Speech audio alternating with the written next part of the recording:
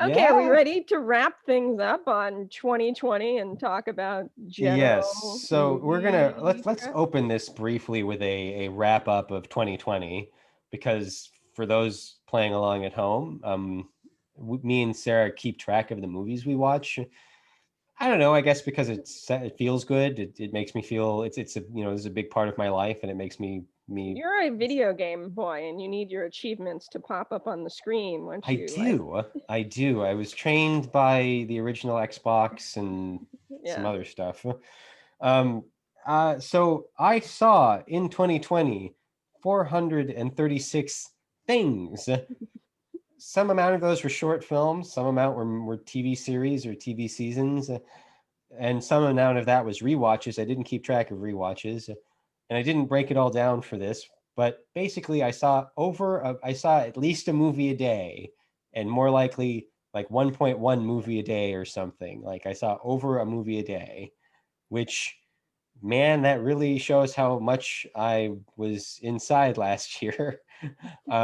But also, it's just me continuing on with my life. It's a lot of things. 436, Jesus. Some of that was TV shows, hours and hours. Well, I have less because about a third of the year was spent watching dramas, which take more time. Yes. So I broke mine down more because it's me. So before everything shut down, I managed to see 13 movies in the theater. One of the last movies I saw in the theater was Bad Boys 3, and I don't know how I feel about that. Um, I saw 338 movies at home, 62 of which ish were rewatches. So that's a grand total for me of 351 movies. I watched 5 Japanese dramas, 29 Korean dramas, and 4 Chinese dramas, roughly. So that adds up to 38 dramas total. I also started maybe another half dozen dramas, some of which I barely got an episode or two into before I was like, this is not my mood. And others which I made it to 10 or 12 episodes, which is 10 or 12 hours before I was like, I don't care what happens next. I'm out. So that is my total. And I think I rewatched 1 or 2 Korean dramas, but I have not rewatched a bunch of the dramas, or I'd rewatch parts of them. So I have a feeling hour wise, you probably actually watched more I have content a than me. feeling I did. Well, I am currently mostly unemployed, so I have a little more daytime to work with than Yes, you. I have kept my job. Thank you to the universe for that. Yeah. But I still watched. I basically, I mean, for months there, we were watching a movie a day. Yeah. And I And didn't keep up. yeah. You stopped that. I stopped it, and then you stopped it because I think I stopped it, and I got back into it at some point. Not watching a movie a day, but just watching closer to a movie a day. And I most of it. I mean, I couldn't tell you which genre I watched more or less of, but man, a lot of Criterion Channel, a lot of. I didn't see a ton of new movies, but I got a few of those. I did a couple series, like I rewatched Star Wars. Um, Hmm. I also finally watched the versions that were edited heavily. I'd never actually seen the ones that have been edited by Lucas. I Mm. did that, and that was kind of amusing. So like, I don't know. I've watched so much stuff. I don't even know where to go with my stuff. I've seen so much of it. And plus, it doesn't. This doesn't count like the 7 seasons of Stargate I watched, which aren't on here because I'm waiting until I get to season 10 and actually have seen all of it. Anyways, You've watched a good number of hours, even if I probably beat you, especially since a bunch of my dramas were 60 to 40 to 60 hours long. yeah. Um, so as far as I'm gonna Last go first, I have less Yeah. movies than you. So this is what we watched last week You ish. haven't. You've only watched one episode of Dark season 3, right? Only one episode. So I don't know if I talked about this one last time. That's the problem with watching these longer things, is sometimes I've started to watch it, but I watched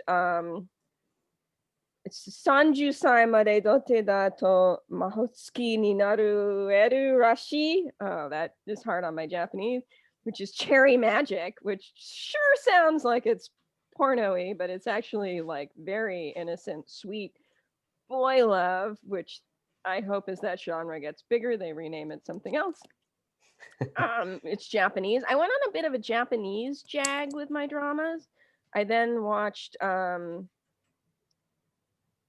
Nigeru wa haji dega yaku ni tatsu. We married as a job, which I thought was really good. And it's interesting to notice the difference in what dramas come from mainland China, what dramas come from Japan, and what dramas come from South Korea. And I hate to generalize an entire population of individuals. However, culturally, things tend to be certain ways for certain reasons, some of which, for all kinds of reasons. It could have to do with how much money is going into the productions. It can have to do with whether the society is more conservative or not. It can have to do with how much the government is involved. Hello, mainland China. So you get these kind of differences, and it's definitely with the Japanese dramas, short men are allowed to fall in love, which I don't feel like South Korea or China allow short men to get any love at all. The We Married as a Job had a 5'5" guy, and he was sexy and adorable. And China definitely gets a little weird sometimes, but the Japanese tend to be more sexy. It also kinky. It gets a little weird, and that kind of has to do with what's acceptable on television. I think Japan has just kind of a different culture than South Korea or China, and then China has the government kind of watching all the time, so that changes things up. So it's just interesting, and also the product placement. I find more obnoxious in the Chinese shows, but I have watched relatively less Japanese dramas and Chinese dramas, so there is a little bit of bias going on, These probably. are initial findings. You haven't made Right. this is the And I'm first not saying part. anything about individual Chinese people or Japanese people. Individuals are very unique, but Yes. like culturally, certain things come out. These are your current data points. Right. I do think it's hysterical that there was one of the earlier Chinese dramas I watched definitely had an eczema cream as one of their product placements. And it was like the characters kept getting rashes. And I was like, that's an interesting choice to make. But then the other Chinese drama I just watched, which technically I finished in 2021, I guess I can talk about it, had a huge David Hockney painting in it, who is a very famous contemporary Western artist. And I was just like, what are you doing here, David Hockney painting? Like, what is your meaning? Is this product placement for David Hockney? Like, if you like this painting, you should go buy a David Hockney painting. I'm pretty sure they'd be quite expensive, but that's fine. So I've just been entertained by that. So I'm continuing to study the various drama outputs of different East Asian countries. Other than that, I watched Videodrome with you, which I don't and so that's a David Cronenberg film. I've seen some other Cronenberg film. I don't understand what happened, but I sure enjoyed the journey, and that's my kind of film. We are the new flesh. Yeah, you know what? So Theo tried to make a reference to that and just got pooped on by my boyfriend for his it's not an interesting enough story to go into No, it it. isn't. We were playing Among You were Us, up and against a handicap, which is my memory for names sometimes. I'm like, oh yes, yeah, that's right. I guess that was a thing in Videodrome. Like, we're lucky I remember the title of the film. I'm trying to turn it into an in joke for us. You know how we walk around and no treaty, no vaccine or whatever. Yeah. Like I'm just going to start walking around and be like, we are of the new flesh. Videodrome has some of my I always want to use kinks for weird things I'm into, even though kink usually implies you're sexually into it, which I am not. But it had weird sex stuff, and it had weird cult technology stuff, and it had just very vague about what was going on, and those are kind of I really like that It stuff. had Cronenberg's sort of effects, which I people call this stuff Cronenberg, and that's really all I know about it. But like where the videotapes are starting to bubble slightly, and like things are really mushy, and like all the practical like creature effects that show up in it. Yeah. that stuff is very specific looking. It's interesting. Yeah. So that's all I have to say about the stuff I've watched. Oh, I had a brief jag where all I wanted to watch was contract marriages in drama. And the lovely thing is there was more than one. There was a couple I could watch, and there are others that I don't feel like watching just because of other things that are in them. What does you use the word jag? I've never heard that word used. Like if you go on a jag? Yeah, what is that? Am I just It's learning? like Okay, we're looking. Sarah's looking this up to explain to me this to thing. be on a jag or go on a jag means to be completely unrestrained, whether you're on a drinking jag or a crying jag. This second meaning is of U.S. origin. First meaning, the first meaning is a load of wood or hay, which is definitely not what I am talking about, which come from the 17th century.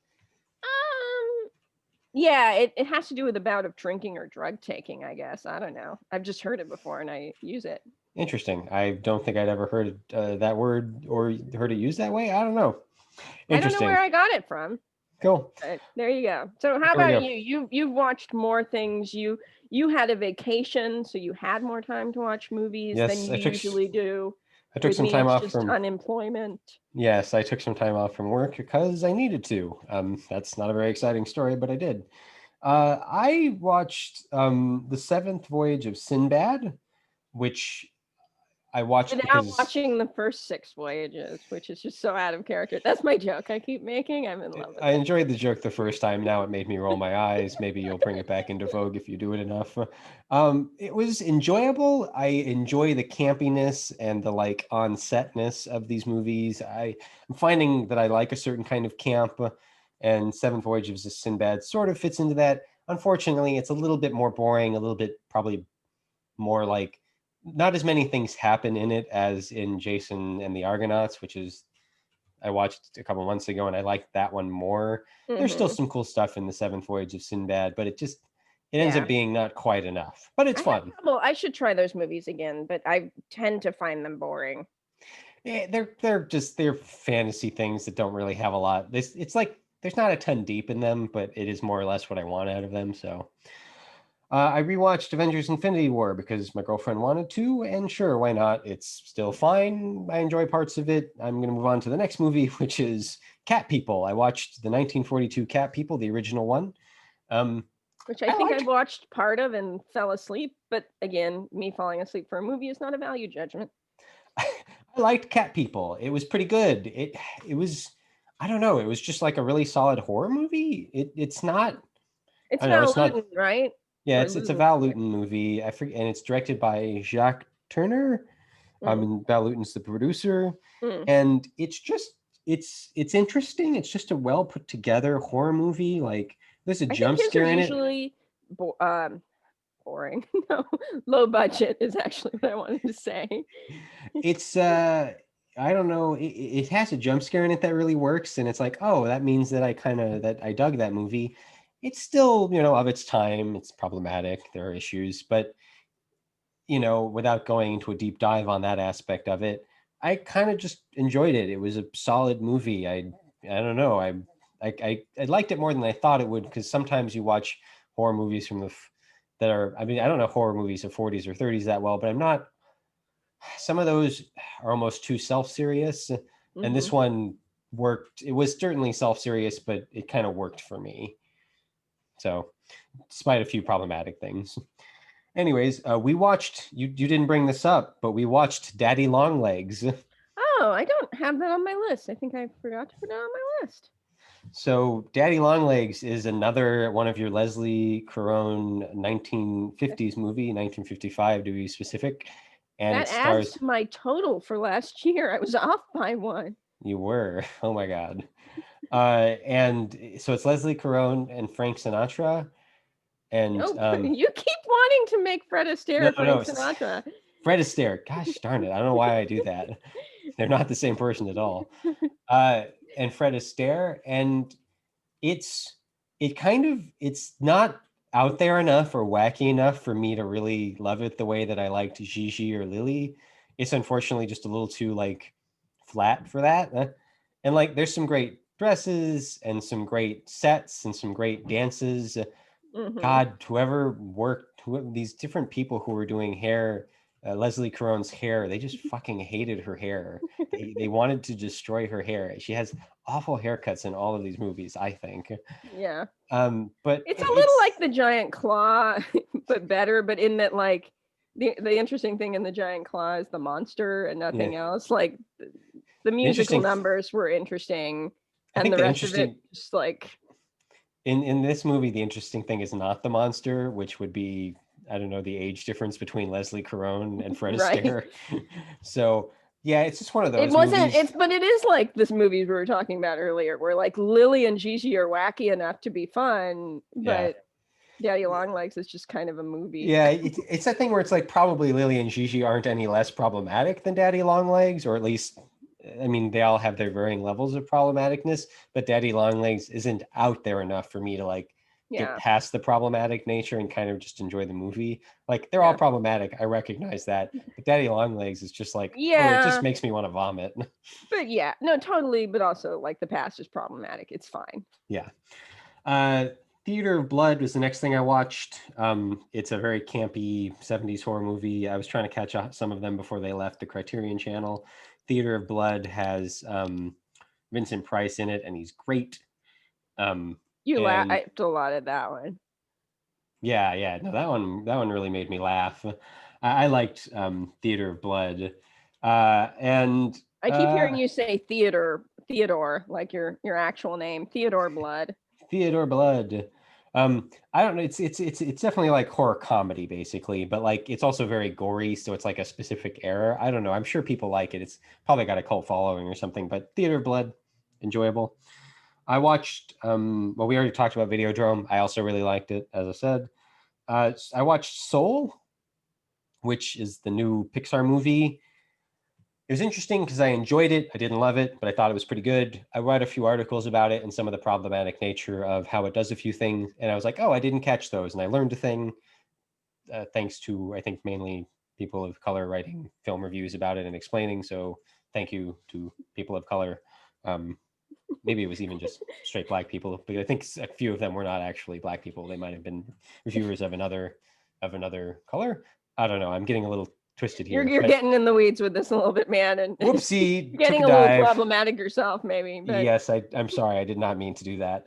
Anyways, but it was interesting to read those articles and then look at Soul and be like, yeah, it had those issues, but ultimately I enjoyed it, and it's just a Pixar movie.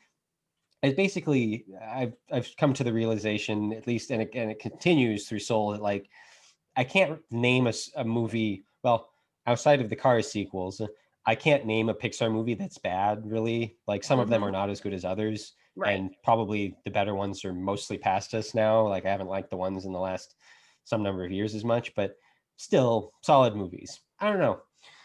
I watched the last 10 minutes of Eddie the Eagle long ago, like 2 or 3 years ago. I watched Eddie the Eagle on a plane, and then never finished it. And so I now watched the last 10 minutes of it. It's a pretty schmaltzy movie. That's all I got. I have a friend that really likes that movie and That's like funny. just recently brought it up. So there we go. There we go. It's schmaltzy. It's cute. I don't know. I rewatched The Haunting because I wanted to. I like The Haunting. It's a movie that I just really like. Yeah, Um, solid uh, 60s horror based on a Shirley Jackson novel. More closely follows the Shirley Jackson novel, The House on Haunted Hill, than, oh no, The Haunting of Hill House, than yes, the miniseries did. yes, yeah. I've heard that as well, and it's good. It has Russ Tamblyn in it and other people. Good movie. Um, I rewatched, and then I had two rewatches. Avengers Endgame again because my girlfriend wanted to watch those movies again. It's a movie. I don't have a lot to say about it. And Rush Hour 2, which was another pick from the girlfriend, which is fine because even though it's not really a good movie, maybe it's even a bad movie. Probably it's a bad movie. I don't know. It's nostalgia. That's fine. It You're was very allowed. watching it this time. I'm like, whoa, this movie is a lot more problematic than I remember. Did you talk about Wonder Woman? Didn't you watch Wonder Woman? Oh, I did. I didn't put that on this list though. You told me about it. I did. So maybe I actually watched. Maybe I missed a movie off of my list. Ah, that's funny. Well, I Did watched Wonder Woman 1984, did you and watch that in 2020 or No, I watched it yesterday, I think. When did I watch that? Did we watch that yesterday? Did we watch that Friday? Oh, I guess I did watch a movie on the first. So my first movie of the year was actually Wonder Woman 1984. I just forgot. Um, And that, well, I mean, spoilers because it literally just came out if you're listening yeah, anymore, you'd but skip like a minute I ahead. think it says something about your overall feelings of the movie that you were just like didn't remember you'd even watched it in the first place. No, it basically fits bad good for me, but not even really bad good enough. It's kind of just too dull to really be bad good. Um, Yeah. it's this weird thing where like there's an opener that doesn't make any sense. I kind of enjoyed this opener, and then there's another opening scene, and it's like, why do we have two opening scenes? Yeah, I I was kind of watching a review of that by the Red Letter Media guys that yeah, I didn't watch their whole review is an hour long and I wasn't up for that, but they started with that. Yeah. I watched the whole review. I more or less agree with them. And like the second opener is better, but it's also just like the whole thing is kind of nonsense. And I actually liked the first Wonder Woman. I'm one of the people who did. I don't know how good it is, but I liked it. And this one, I kind of just, I don't know. That's kind of does a fun thing in that second opener, and then we start looking at another character for like an hour. This movie's an hour, 2 hours, 2.5 hours long, and we like get through this other character, and then at the end of that, we're finally back with like Wonder Woman character, and it's like, whose movie is this? What are we doing Yeah. here? There's Yeah. so many weird, problematic things that the movie just waves its hand about, and I wouldn't care. I have a theory of nitpicking. Three pieces of this happen. You are allowed personally to nitpick whatever you want, and for it to make you like or dislike a movie in any direction. It's all you. You get to be a human being and have opinions. In general, I more believe that nitpicking shouldn't do that kind of thing. You should nitpick it and then let it go because it makes the movies more enjoyable, unless it's like a mountain of issues. So if you can nitpick things and nitpick things and nitpick things and nitpick things, then you have a problem. There is a point of no return where you've gone too far and there are too many things to nitpick. And I can't remember what the third part was, but this movie, oh, if you're nitpicking things and you're doing it more than once, whether or not it reaches that threshold for too many nitpicks, it probably means the movie is boring and you have nothing better to do than to nitpick it. Yes. Anyways, that's my theory of nitpicking, brought to you by Wonder Woman 1984. Mostly I Excellent. didn't like it. Excellent. That's it. I have to remember to add that to my list. Going forward, the two movies we're watching next week for sure are Monster A Go Go and The Incredible Melting Man, which I don't know a lot about them. I believe The Incredible Melting Man may be exactly what it says it is. Who knows? Excellent. We give ourselves license to add more movies if we We're gonna want watch to. The Music Man, which is Right. not potentially bad sci-fi horror. That's one of the lighter ones we watch with our mother. Yes, I don't know that we're going to talk about that one in its own section, but it is. I'm curious how that'll be. I may continue to watch Chinese dramas because I'm kind of in the mood for them, or I may have my moods are like the weather. Friday, the weather when you're not living in Southern California. I may on Monday just completely change my mind. We'll see. What are you making me watch? You haven't told me yet. Oh, why don't you watch Cane River? Cane River? Okay. Yeah, is that still on Criterion? Probably. I don't think I've seen it leave, so I'll watch Cane Because River. the reason I want you to watch that is because it is a low budget film that I think is very charming. And we are watching these low budget sci-fi films, so why don't you watch a low budget romance? I mean, really, I could save it for rom-com month, but nah, Eh, it's not really um, a rom-com. It's cool. it's more straight up romance. Well, I'll do Cane River. I don't know that I have anything in particular I'm watching outside of the bad good movies. Probably another Godzilla movie. Probably.